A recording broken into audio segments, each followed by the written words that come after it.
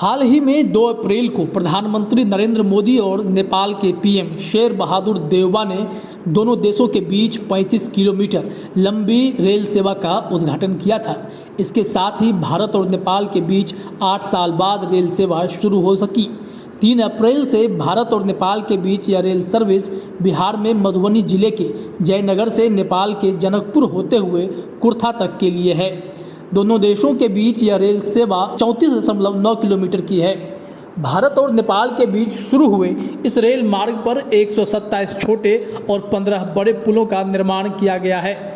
माना जा रहा है कि ये परियोजना इस क्षेत्र के विकास के लिए एक गेम चेंजर सिद्ध होगा। आपको बता दें कि जयनगर कुर्था ट्रेन 140 किलोमीटर की रफ्तार से चलेगी और 1100 यात्री इस ट्रेन में एक बार में सफ़र कर सकेंगे। सबसे खास बात यह है कि ट्रेन में भारत और नेपाल को छोड़कर किसी अन्य देश के नागरिक आवश्यक पहचान पत्र के साथ सफ़र नहीं कर सकेंगे। इसी के साथ ही एक और रेल रूट सीमांचल में अररिया जिले के जोगबनी से जयनगर पर निर्माण कार्य अंतिम चरण में है। वहीं भारत और नेपाल के बीच पश्चिम चंपारण के रक्सौल से लेकर काठमांडू तक रेल लाइन का निर्माण कराया जाएगा। इसके लिए 2 चरणों का सर्वे पूरा हो चुका है और तीसरे चरण के सर्वे का काम चल रहा है। मिल रही जानकारी के अनुसार बिहार के रक्सौल से नेपाल की राजधानी काठमांडू तक रेल लाइन परियोजना में कुल 13 स्टेशन होंगे। इनमें रक्सौल, वीरगंज, बगही, पिपरा, धूमरवाना, काकड़ी, चंद्रपुर, धियाल, शिखरपुर, सिसनेरी, सथीकेल और काठमांडू हैं। वर्तमान में रक्सौल से काठमांडू अगर सड़क मार्ग की दूरी करीब 150 किलोमीटर है।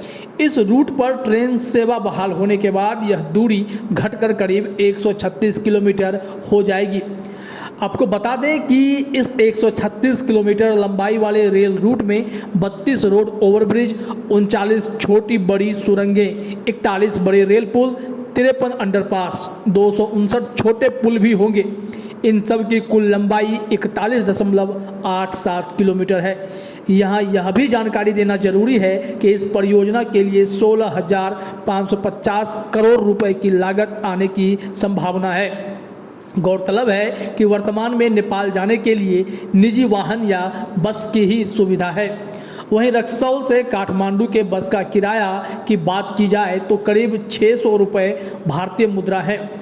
वहीं ट्रेन के टिकट की बात की जाए तो अधिक से अधिक 200 रुपये के टिकट की होने की उम्मीद जताई जा रही है। पहले रक्सौल से काठमांडू तक जाने में करीब 6 घंटे का सफ़र तय करना पड़ता था, लेकिन ट्रेन से यात्रा करने पर केवल 2 से ढाई घंटे ही लगेंगे। तो कहीं ना कहीं ये बिहार और नेपाल के रिश्तों को भी मजबूती प्रदान करने जैसा है और फिर बिहार से काठमांडू जाना बेहद आसान हो जाएगा। अक्सर लोग मधुबनी जयनगर का रास्ता चुनते थे और वहाँ से नेपाल घुसते थे, लेकिन अगर जब रक्सौल वाला रूट शुरू होगा वहाँ से काठमांडू जाना वो भी ढाई घंटे में ट्रेन के माध्यम से, तो यह सबसे बड़ी खुशखबरी ही समझी जाएगी। हालांकि खर्च बहुत है, लेकिन इस पर काम भी जल्द ही शुरू होने वाला है।